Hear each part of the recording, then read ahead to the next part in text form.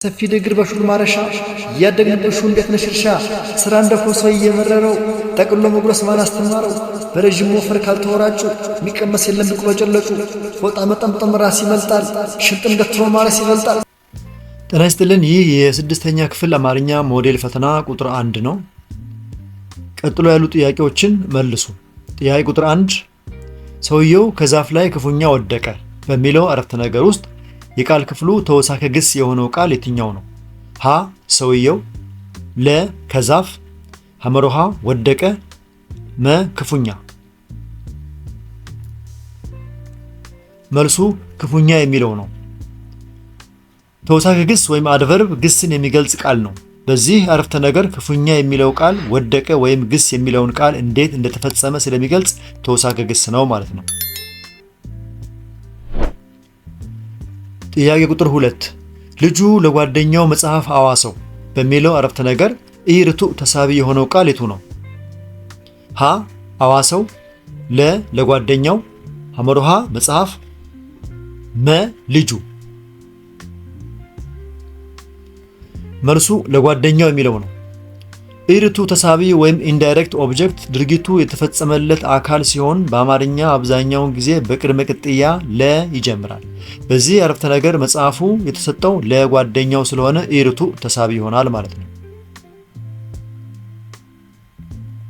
ጥያቄ ቁጥር 3 ከሚከተሉት ውስጥ በጥያቄና መልስ የሚቀርበው የስነ ቃል አይነት የትኛው ነው? ሀ ተረት፣ ለ ሙሾ፣ ሐመሮሃ እንቆቅልሽ፣ መ ፉከራና ሽለላ። መልሱ እንቆቅልሽ ነው። እንቆቅልሽ በአንድ ሰው ጥያቄ መልክ ቀርቦ ሌላው ሰው መልስ እንዲሰጥበት የሚጠበቅበት ባህላዊ የስነ ቃል አይነት ነው።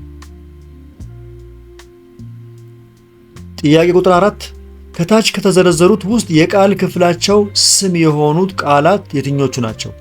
ሀ አረመ፣ ኮተኮተ፣ ለመለመ፣ ለ ትሁት፣ ብርቱ፣ ደግ፣ ሐመሮሃ አዋሽ፣ መጥረቢያ፣ ጎመን፣ መ ወደ፣ እንደ፣ ስለ። በጣም ጥሩ። አዋሽ፣ መጥረቢያ፣ ጎመን ካላችሁ ትክክል ነው። ምክንያቱም ስም ወይም ናውን የነገሮችን የቦታዎችን ወይም የእንስሳትን መጠሪያ ሲሆን አዋሽ ቦታ ወይም ወንዝ ነው። መጥረቢያ ነገር ነው። ጎመን ተክል ነው። ሁሉም ስሞች ናቸው። ግን ሃን የወሰድ እንደሆነ ለምሳሌ አረመ፣ ኮተኮተ፣ ለመለመ ግስ ናቸው። ለላይ ትሁት፣ ብርቱና ደግ ቅጽል ናቸው። መላይ ወደ፣ እንደና ስለ መስተዋድድ ናቸው። ስለዚህ ትክክለኛው መልስ ሐመሮሃ ላይ ያለው አዋሽ፣ መጥረቢያና ጎመን የሚለው ነው ስም ማለት ነው። ጥያቄ ቁጥር 5 አለሚቱ ከገበያ አዳራሽ ቦርሳ፣ ጫማ፣ ቀሚስ፣ ሽቶና ሻንጣ ገዛች። በክፍት ቦታው ገብቶ አረፍተ ነገሩን የሚያሟላው ስርዓተ ነጥብ የትኛው ነው? ሀ አራት ነጥብ፣ ለ ነጠላ ሰረዝ፣ ሐመሮሃ ጥያቄ ምልክት፣ መ ነጥብ።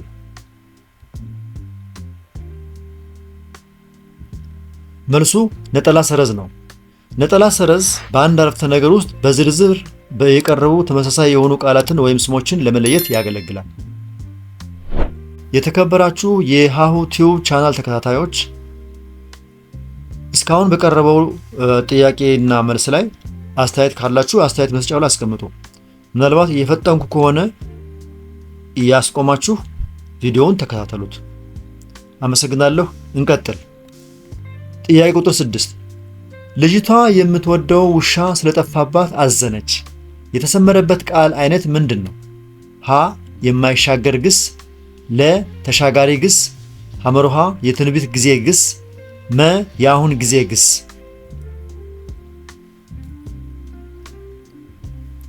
መልሱ የማይሻገር ግስ ነው። አዘነች የሚለው ግስ ድርጊቱ የሚፈጸምበትን ሌላ ተሳቢ ስለማይፈልግ የማይሻገር ግስ ይባላል። ጥያቄ ቁጥር 7 ከወዳጆቻቸው የሚለው ቃል ተተንትኖ ሲጻፍ ትክክል የሆነው የቱ ነው?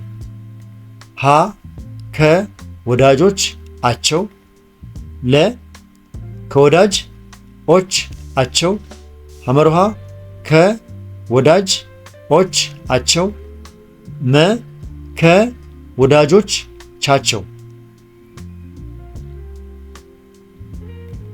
መልሱ ከወዳጆቻቸው የሚለው ነው። ቃሉ በትክክል ሲተነተን ከቅድመ ቅጥያ፣ ወዳጅ ግንድ፣ ኦች ብዙ ቁጥር ቅጥያ እና አቸው ባለቤትነት ቅጥያ ይሆናል። ጥያቄ ቁጥር 8 ልብ ወለድ ከደራሲው ምናባዊ ፈጠራ የሚመነጭ ሕይወትን በተመሳስሎ ቀርጾ ማሳየት የሚችል በቁሙ ግን እውነት ያልሆነ ድርሰት ነው የሚለው ሐሳብ በየትኛው የአንቀጽ ማስፋፊያ ስልት የቀረበ ነው? ሀ በትረካ፣ ለ በገላጭ፣ ሐመርሃ በአመዛዛኝ፣ መ በስዕላዊ። መልሱ በገላጭ ነው። አንቀጹ ልቦለድ ምን እንደሆነ በመግለጽ ወይም በማስረዳት እያብራራ ስለሆነ ገላጭ ስልት ተጠቅሟል ማለት ነው። ጥያቄ ቁጥር 10 ከሚከተሉት ውስጥ ስለ አንቀጽ ምንነት ትክክል የሆነው የቱ ነው? ሀ በልዩ ልዩ ነጠላ ሐሳቦች የተደራጀ የድርሰት አካል ነው። ለ በአንድ ነጠላ ሐሳብ የተደራጀ የድርሰት አካል ነው። ሐመርሃ በሁለትና ከዚያ በላይ በሆኑ ኃይለ ቃሎች የተደራጀ ድርሰት ነው። መ በአንድ መዘርዝራዊ አረፍተ ነገር የተደራጀ ድርሰት ነው።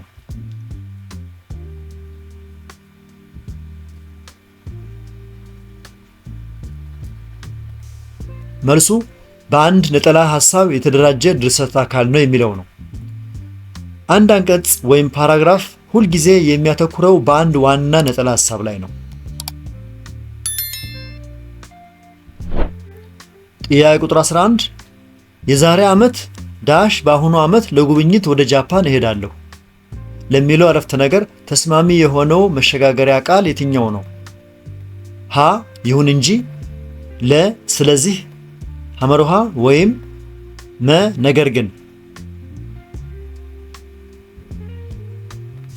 መልሱ ወይም የሚለው ነው። አረፍተ ነገሩ ባለፉት ክስተቶች እና በአሁኑ እቅድ መካከል አማራጭ የሚያሳይ በመሆኑ ወይም የሚለው ቃል ተገቢ ነው። በዚህ መሰረት የዛሬ ዓመት ወይም በአሁኑ ዓመት ለጉብኝት ወደ ጃፓን እሄዳለሁ ተብሎ ይሟላል ማለት ነው።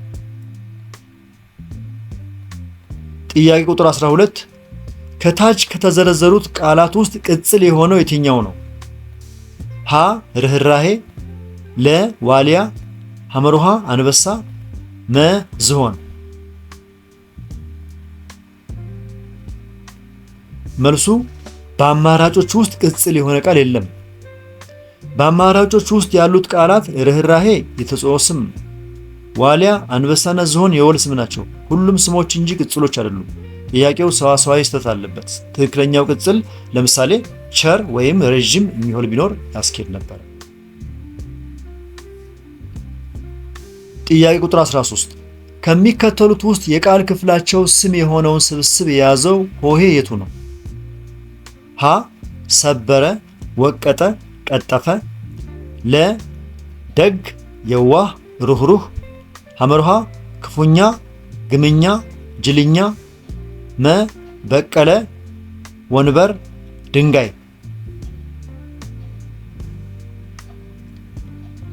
መልሱ በቀለ፣ ወንበር፣ ድንጋይ የሚለው ነው።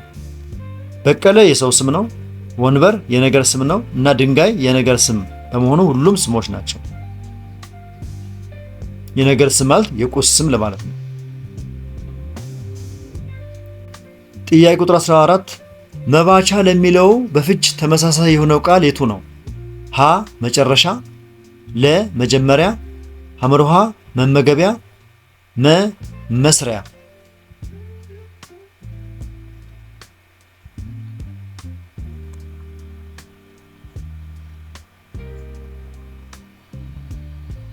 መልሱ መጀመሪያ ነው። መባቻ ማለት የአንድ ነገር ጅማሮ ወይም መጀመሪያ ማለት ነው።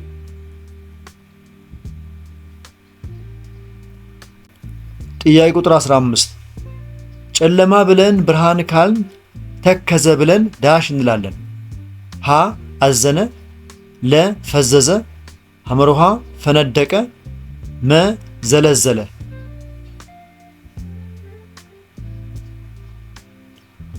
መልሱ ፈነደቀ ነው። ጨለማ የብርሃን ተቃራኒ እንደሆነ ሁሉ ተከዘ ወይም አዘነ የሚለው ቃል ተቃራኒው ፈነደቀ ወይም በጣም ደስ አለው የሚለው ነው። ጥያቄ ቁጥር 16 ከሚከተሉት በራስ የህይወት ታሪክ ውስጥ ከማይካተተው የትኛው ነው የሚገኝበት? ሀ የእናትና አባት ስም፣ ለ የራስ ስምና የትምህርት ሁኔታ፣ ሐመርሃ ባለታሪኩ የሰራቸው አኩሪ ተግባር፣ መ የቤተሰብን አጠቃላይ ተግባር። መልሱ የቤተሰብን አጠቃላይ ተግባር የሚለው ነው።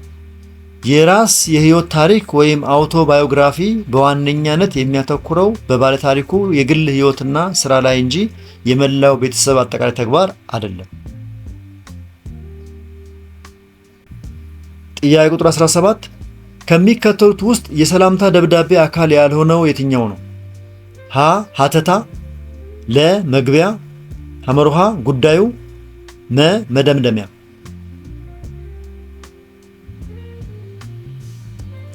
መልሱ ጉዳዩ የሚለው ነው። ጉዳዩ የሚለው ርዕስ የሚካተተው በመደበኛ ደብዳቤዎች ላይ ብቻ ሲሆን በሰላምታ ወይም ግላዊ ደብዳቤ ውስጥ አይካተትም ወይም አይገባም። ጥያቄ ቁጥር 18 የልጅቷ ከብቶች ሰቡ የተሰመረበት ቃል ወይም ሰቡ የሚለው ቃል አውዳዊ ፍች ምንድን ነው?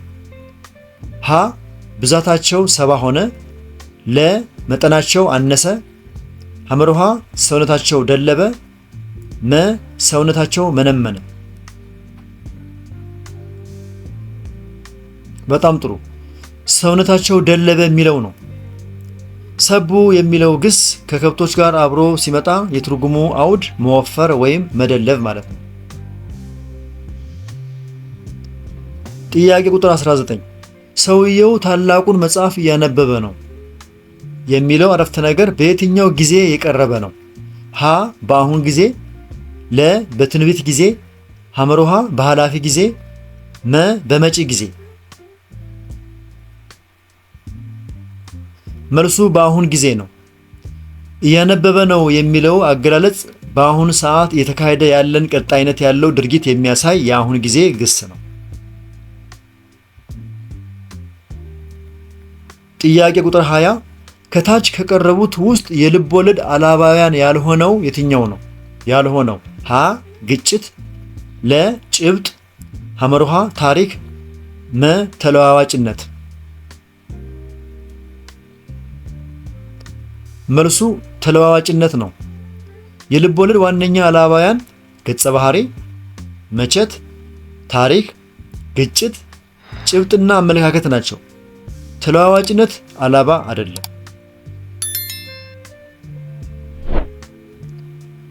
ጥያቄ ቁጥር 21 የተከበራችሁ የሃዩ ቲዩብ ተከታታዮች እስካሁን በቀረበው ጥያቄ ላይ ልትጠይቁትና አስተያየት ካላችሁ አስተያየት መስጫው ላይ አስቀምጡ።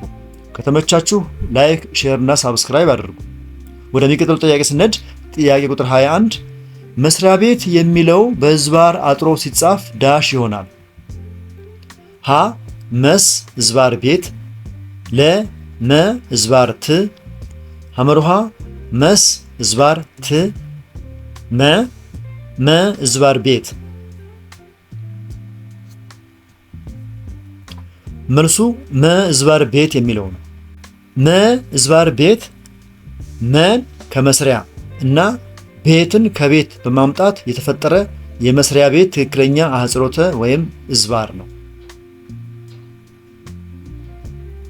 ጥያቄ ቁጥር 22 ብክነት የምጣኔ ሀብት ችግር ዳሽ ማህበረሰቡ ግንዛቤ አለው። በክፍት ቦታው የሚገባው አያያዥ ቃል የቱ ነው?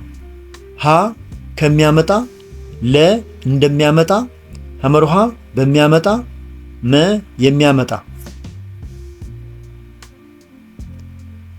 መልሱ እንደሚያመጣ የሚለው ነው።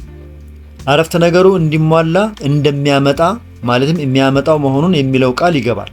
በዚህ መሰረት ብክነት የምጣኔ ሀብት ችግር እንደሚያመጣ ማህበረሰቡ ግንዛቤ አለው ተብሎ አረፍተ ነገሩ ይሟላል ማለት ነው። በጣም ጥሩ።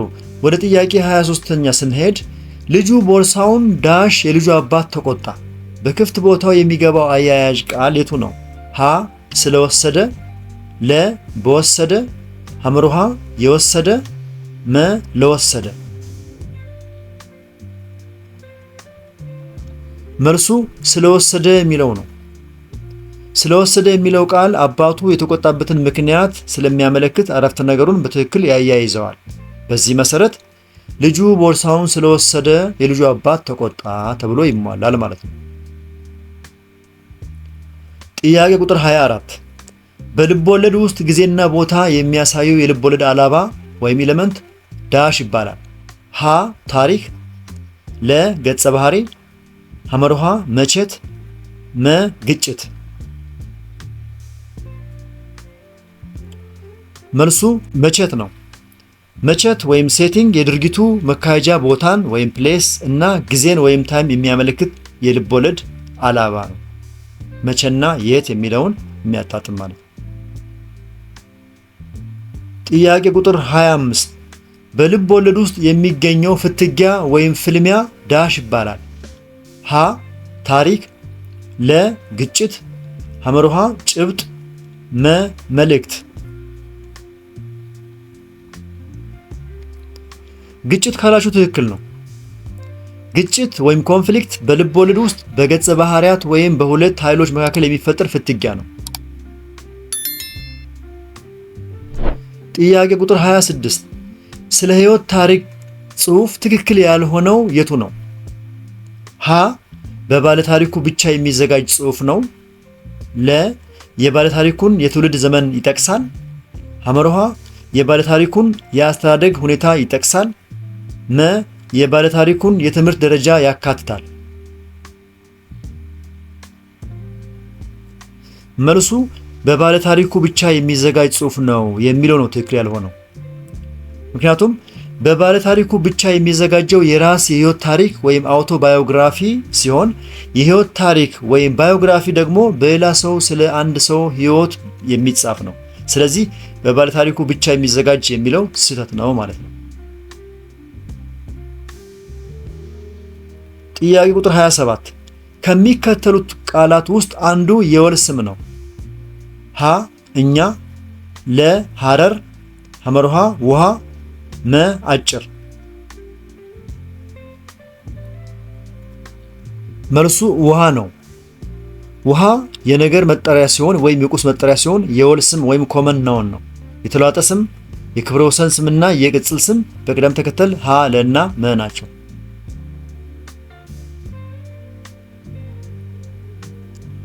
ጥያቄ ቁጥር 28 የተጽኦ ስም የሆነው የቱ ነው? ሀ አንቺ፣ ለ ቤት፣ ሐመርሃ ክፋት፣ መ ጅማ።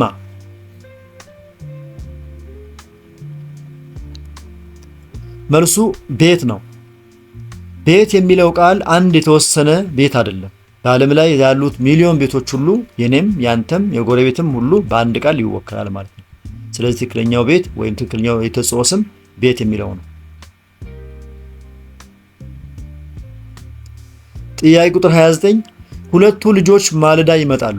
በዚህ አረፍተ ነገር ውስጥ የጊዜ ተወሳከ ግስ የቱ ነው? ሀ ማለዳ፣ ለ ሁለቱ፣ ሐመርሃ ልጆቹ፣ መ ይመጣሉ። መልሱ ማለዳ ነው። ማለዳ የሚለው ቃል ድርጊቱ የተፈጸመበትን ጊዜ ስለሚገልጽ የጊዜ ተወሳከ ግስ ነው።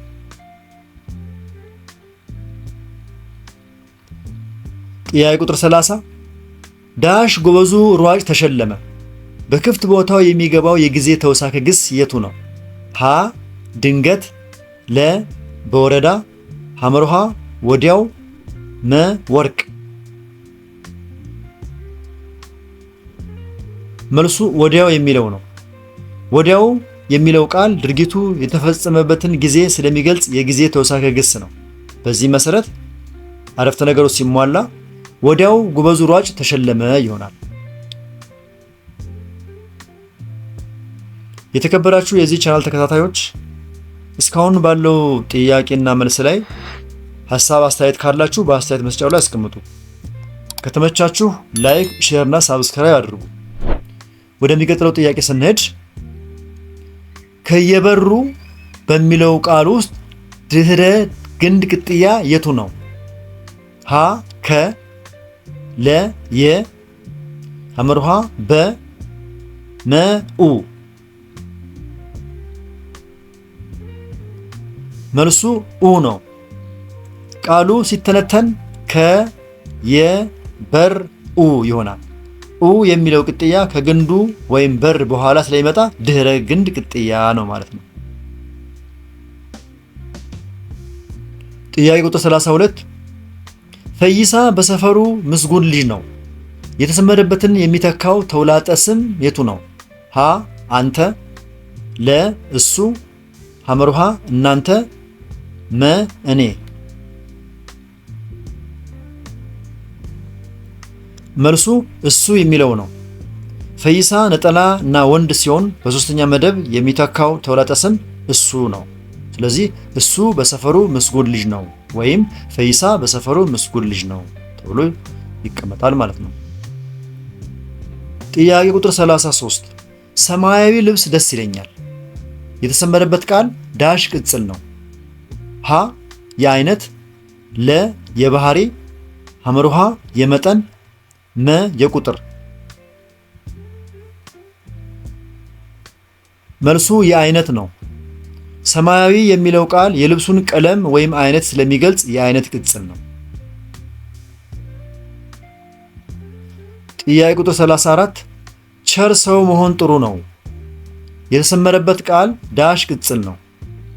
ሀ የአይነት፣ ለ የመጠን፣ ሐመርሃ የባህሪ፣ መ የቁጥር። መልሱ የባህሪ ነው። ቸር የሚለው ቃል የሰውን ባህሪ ወይም ስነ ምግባር ስለሚገልጽ የባህሪ ቅጽል ነው ማለት ነው። ጥያቄ ቁጥር 35 ከሚከተሉት አረፍተ ነገሮች ውስጥ አንዱ በማይሻገር ግስ የተጻፈ ነው። ሀ ልጁ በላ፣ ለ ልጁ መጣ፣ ሐመርሃ ልጁ ጻፈ፣ መ ልጁ ተጫወተ።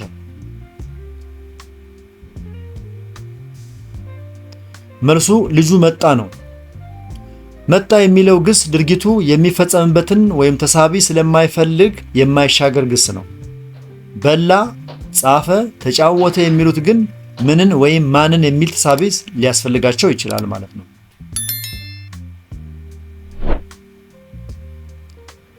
ጥያቄ ቁጥር 36 በተሻጋሪ ግስ የተመሰረተ አረፍተ ነገር የቱ ነው? ሀ ልጅቷ ተማሪ ነበረች፣ ለ ልጅቷ ቤት ውስጥ አለች፣ ሐመርሃ ልጅቷ ተማሪ ናት፣ መ ልጅቷ መኪና ገዛች።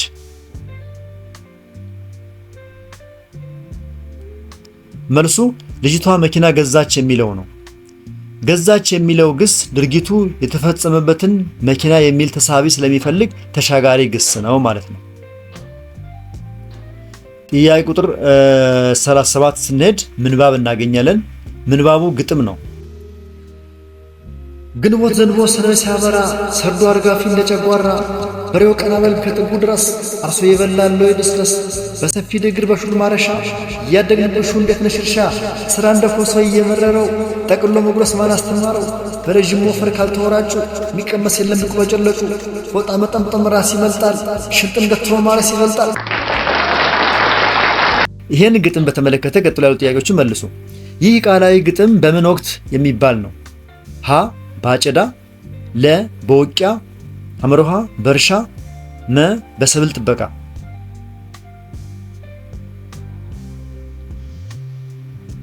መልሱ በእርሻ ነው። ግጥሙ እንደ ማረሻና ሞፈር ያሉ ከእርሻ ጋር የተያያዙ ቃላትን ይጠቀማል። ጥያቄ ቁጥር 38 ሽንጥን ገትሮ ሲል ምን ማለቱ ነው? ሀ በርትቶ፣ ለ ደክሞ፣ ሐመርሃ ሽንጥን ይዞ፣ መ ወገብን ይዞ። መልሱ በርትቶ ነው። ሽንጥን ገትሮ ማረስ ይበልጣል የሚለው ሐረግ በድካም ሳይሆን በርትቶና በሙሉ ኃይል መስራት እንደሚቻል ወይም እንደሚሻል ያመለክታል ማለት ነው። ጥያቄ ቁጥር 39 የግጥሙ መልእክት ምንድን ነው? ሀ እርሻ አድካሚ መሆኑን ያመለክታል። ለ ማረስ ደስ የሚያሰኝ ስራ መሆኑን ያሳያል። ሐመርሃ እርሻ የሚመር ስራ መሆኑን ያሳያል። መ ጠንክረን መስራት እንዳለብን ይመክራል።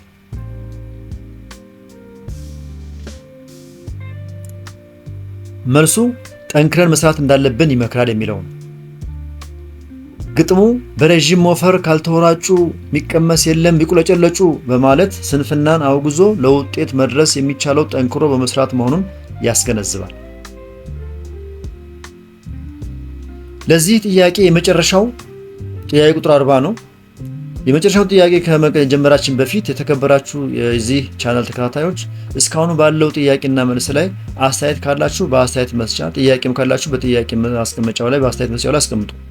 ከተመቻችሁ ላይክ፣ ሼር እና ሳብስክራይብ አድርጉ። ጥያቄ ቁጥር 40 የሚቀመስ የለም ሲል ምን ማለቱ ነው? ሀ የሚሞከር የለም፣ ለ የሚበላ የለም፣ ሐመርሃ የሚቆነጠር የለም፣ መ የሚቦካ የለም። መልሱ የሚበላ የለም የሚለው ነው።